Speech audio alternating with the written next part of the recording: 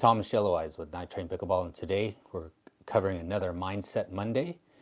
Today is going to be covering the 3 R's, and again we're going to be pulling from the book Fearless by Brindley Shapiro. It's a great book that I have found that has been helping me a lot recently.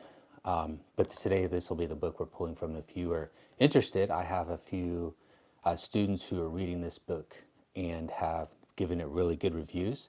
So if you want to check it out, there'll be a link below where you can order it. All right, so let's jump into it.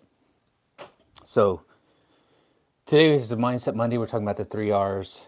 The 3 R's are important. They're really easy to implement on the court because, during those moments of competition, regardless if it's a recreational play or if it's a tournament, local tournament, national tournament, this is 3 things you can do really quick to help implement a mindset shift when you need it. Okay, so the first one is to recognize, or if you're feeling nervous, anxious, or afraid, a question you can ask yourself right away is, what am I thinking? What are you focusing on? What is happening in the middle of that game that has you going, basically the snowball has started, it's going down the hill, the train's going off the tracks. What are you focused on? What are you thinking about, right? Because the next one is you want to learn is to regroup, is to remind yourself that this fearful thinking does not help you. So you can recognize what it is you're thinking. You can start letting yourself know that, hey, this is not helping the situation. This is not helping the cause of what we're trying to do here, right? And then the third one is to refocus yourself on new thinking behaviors that will help you. Of course, she jumps into that in more detail in the book. But a few things like I tell myself, and I'll share a few things that you can think about here. But, in the middle of those situations, I'll, going back to return, going back to serve, whatever it may be, I'll remind myself, Thomas, you're a great player. You know how to play this game. You hit that shot all the time, right? I just remind myself that I've done that, right? When in my drilling practice, I hit each shot about 500 times when I'm working on it. So I know how to hit the shot. So the shot that's not the problem, because we think, well, why am I hitting that shot? It's not really have to do with what's going on with your skill level. It's what's going on between the ears, right? And so that's the thing we want to focus on. So moving forward is not about the absence of fear altogether. Rather, it is about recognizing your fears and becoming fearless in approach to facing them.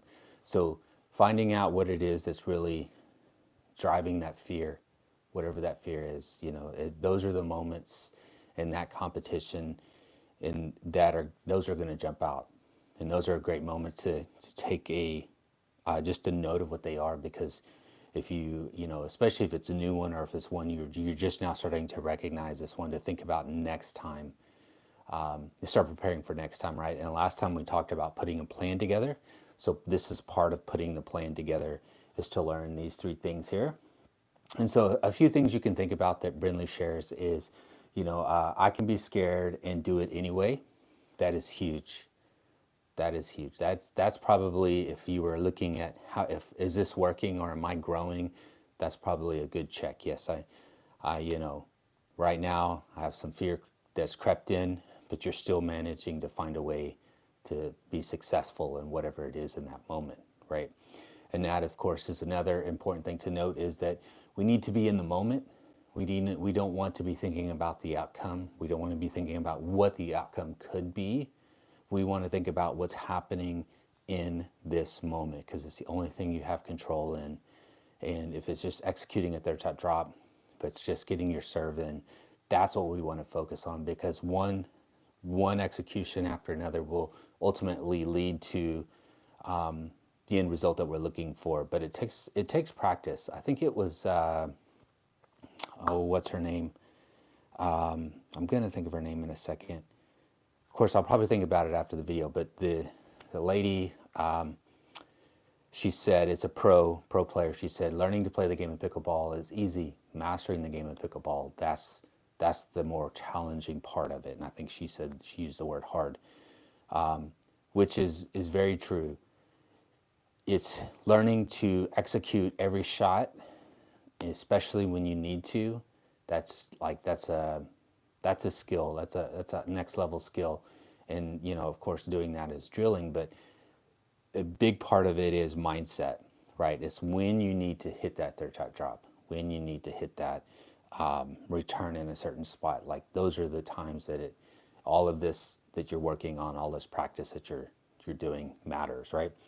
So the second thing is most of what we worry about doesn't actually come true. I mean, gosh, that's really true in life, but especially on the pickleball court, we imagine all the things that may have happened before or all the things that could happen. And a lot of times in that game, it's not going to happen. A lot of times in that day, it's probably not going to happen. So we build a lot of things up in our head of like what is potentially going to happen, especially negative. And that's not where we want our mindset to go. It's not where we want our brain to go. We want to go back, get back in the moment and start working on what we have control on. And then that's where our drilling comes into place, where we start working on executing. And guys, I'm talking to a lot of, so like my focus is beginner players and intermediate players, right?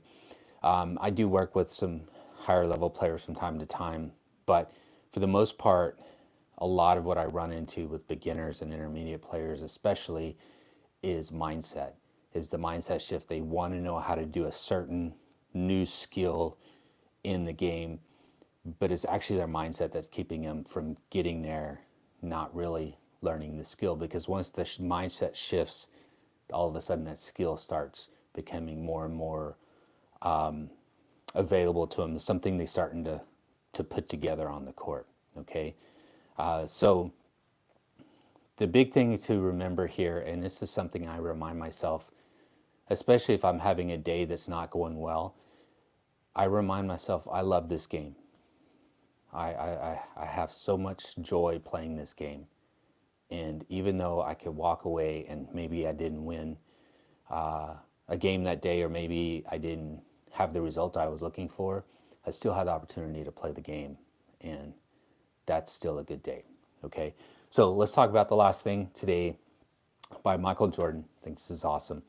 I failed over and over again in my life, and that's why I succeed. And that is a really strong mindset. This is what I'm going to say. This is what I tell new players all the time, because one of the things that they have a fear of is getting close to the no volley zone line and then stepping into the no volley zone or the kitchen while they volley the ball and get called on it, right? Get a fault. So, well, I don't want to get too close to the line because I'm afraid I'm going to step in. And this is what I share with them. I said, listen, you're going to have to step in a few times. You're going to have to step in and get called to know where it is that you need to be, like what is close for you, right? You need to step in to go, oh, yeah, that's too close. Step in again, oh, it's still too close. Oh, I'm not stepping in anymore. This must be where I need to be. The way I like to put it is you need to establish a healthy relationship with the no volley zone. Same thing can be said with failure. You have to establish a good relationship with failure, because failure is going to teach you what doesn't work so you can find now what will work. Okay? Again, Mindset Monday. Today we talked about the 3 R's, which is recognize, regroup, and refocus. I hope that helps you today, and we'll look forward to seeing you on the court soon. Again, this is Thomas Yellow Eyes with Night Train Pickleball.